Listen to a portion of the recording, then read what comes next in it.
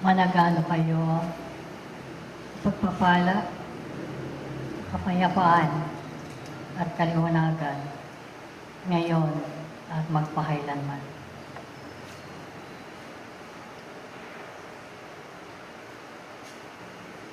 Isinasara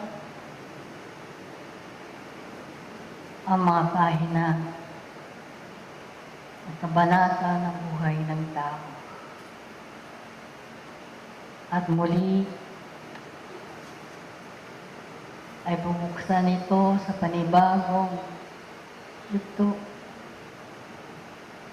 upang ipagpatuloy ang kanyang buhay na mayroon na ng kasaganaan at pagkaunlad. Mga iniibig, kung ang mga nakaraang panahon ay nagbigay sa inyo ng masasalimuot na pangyayari sa inyong buhay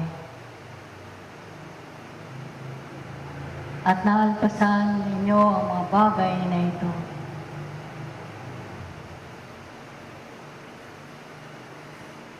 ay nangangahulugang ito ay mayroon ng pagkatuto. At muli sa inyong mga paglalakbay na yan, ay makakasumpong pa rin ng bawat isa sa inyo. May higpit na pagsubok o pagsusulit sa inyong buhay. Ay katotohanang mayroon na kayo ng tangan sa inyong sarili. Kung ano man ang paraan ang maaari ninyong magamit, magawa. Ay kinakailangan ito ay meron ang katapatan sa inyong sarili. Mayroon ang kalakasan sa inyong mga pagkatao upang dito makapagpatuloy kayo hanggang sa dulo at yugto buhay na yan. O kaya nga, naglalarawan ng daigdig na ito ng maraming pangyayari sa loob at labas ng inyong mga tahanan. Mga pangyayaring masalimuot sa mga taong nabibigyan ng biyaya upang makilala nila sa kanilang sarili kung hanggang saan ang kakayanin ng kanilang pagkatao, pagkakilala at pagdakila ng dakilang Diyos.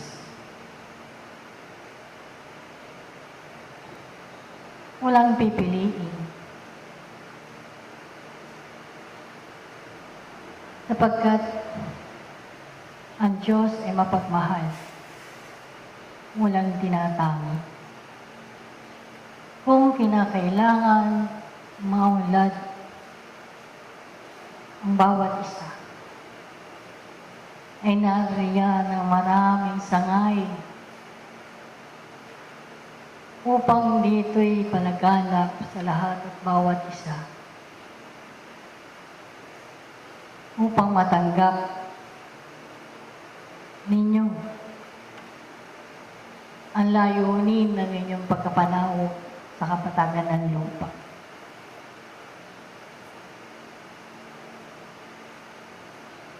Hindi lamang sa maraming hirot na laman na maaaring maramdaman ng tao.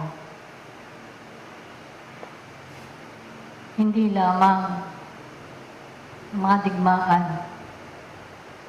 sa mga pagputok ng mga bulkan, sa pagkakaroon ng sikwa ng panahon. Ang lahat ng iyan ay kanisabay ng tao upang dito'y mapag-aralan niya sa kanyang sarili ang kaugnayan niya sa Diyos, ang kaugnayan niya sa kanyang paligid. At dito'y unti-unti ay makilala niya ano ang kanyang layunin. Kaya nga, mga iniibig ng mga kapatid, tinatawagan kayo lagi na. Tinatapik ang inyong mga balikat.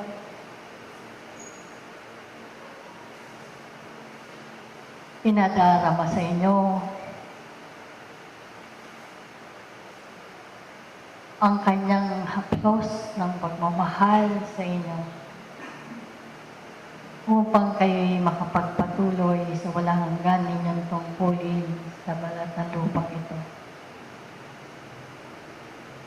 Aanihin nga ninyo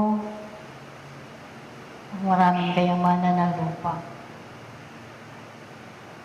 Kung kulang naman kayo sa pag-iingat nito, aanhin ninyo ang karunungan.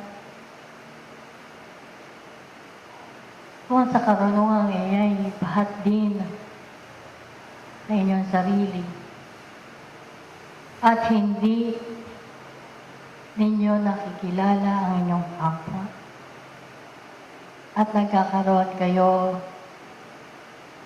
na higit na pagmamalabis sa inyong sarili. Kaya nga, ipinauunawa lagi na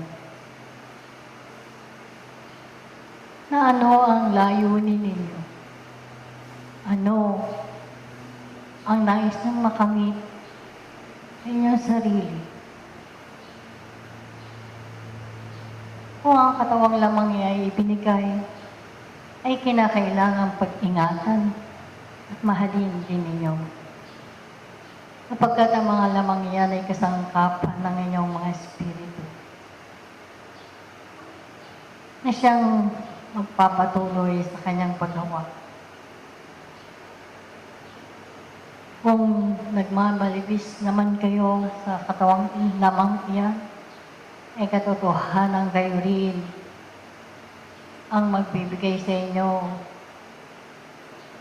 ng kaglimihanan ng pagkakaroon ng kirot na laman sapagkat kayo ay nagmamalabis sa inyong sarili.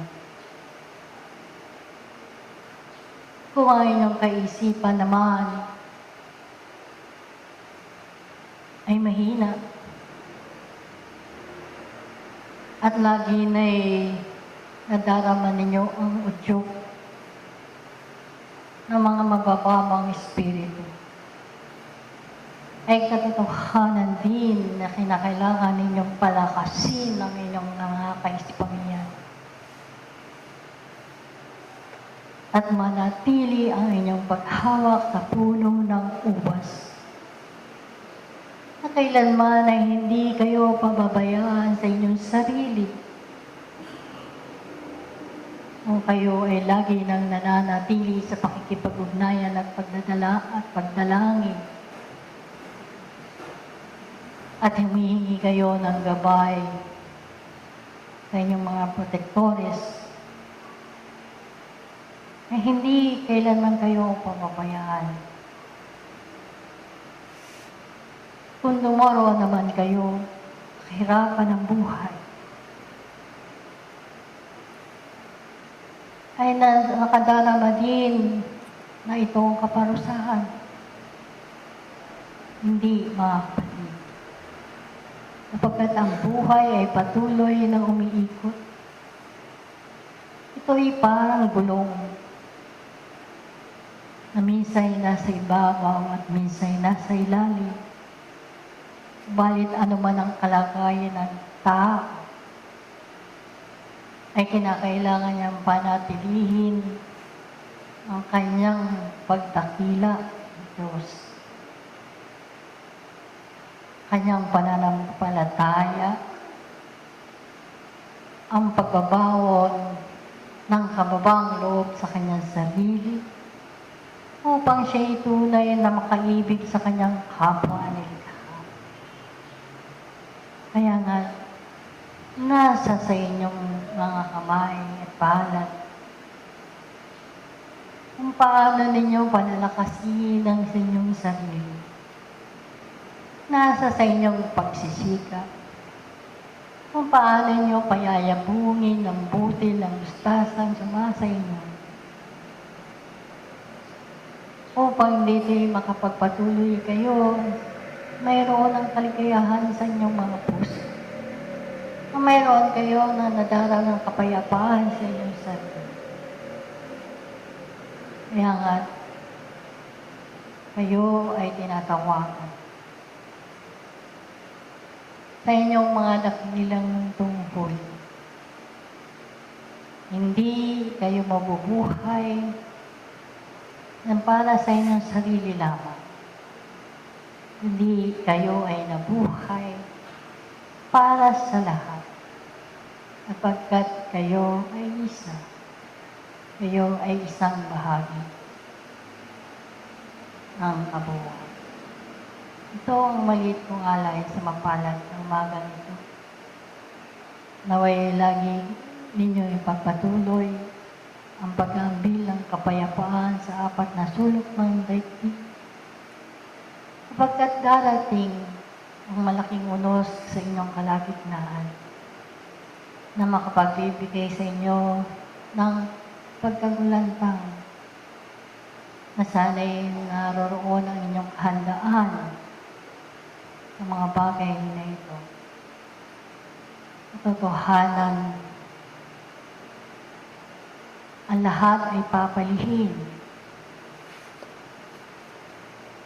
at kayo'y maglilinang sa inyong mga sariling ako. Kaya nga, ang hudyat ng kampana ng kalangitan ay ipinadidinig sa inyong kalagitnaan upang kayo ay muling magbalik sa kanyang sinapupunan at makapagbaon kayo ng kabanalan sa inyong sariling ako. Magpapatuloy tayo sa iyo.